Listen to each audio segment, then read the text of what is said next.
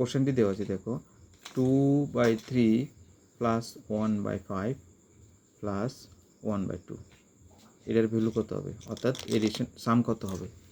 তাহলে দেখো আমরা প্রথমে কি করব, ডিএমনোটারগুলোর আমরা এলসিএম করব।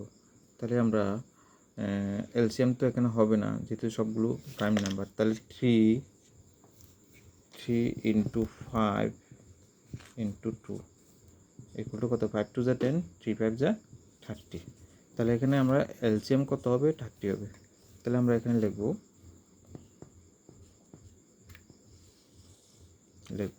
তাহলে এখানে লিখবো 30, 30 30। তাহলে এখানে ডিএমটার দিয়ে এলসিএমকে ভাগ করবো, তাহলে 3 দিয়ে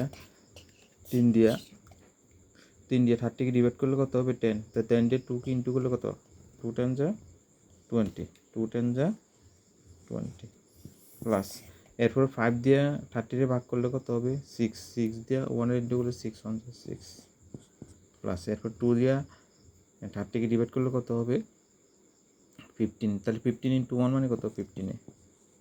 এবারে সবগুলো উপরে প্লাস করব, তার নিচে এলসিএম ডিএমনোটার কত 30 লিখলাম। এখানে 20 প্লাস 6 26 প্লাস 15, তারপর এখানে লিখব 26 প্লাস 15 প্লাস কত হবে, দেখো 11 এর 1, এখানে হচ্ছে 3 4 41। তাহলে 26 আর 15 যোগ করলে কত হবে, 41। তাহলে এখানে 41/30। এখন যেহেতু এটা মিক্স ইনফ্লোর ফ্র্যাকশন, তাহলে এটাকে আমরা মিক্স ফ্র্যাকশন নেব। তাহলে আমরা 30 দিয়ে ভাগ করবো 41কে।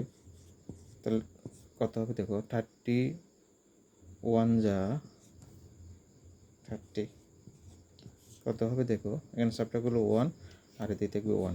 তাহলে এটার আনসার হবে 1 হোল 30/11। ঠিক আছে, তাহলে তোমরা এভাবে যে ফ্র্যাকশনের নাম্বারগুলো যোগ করবে।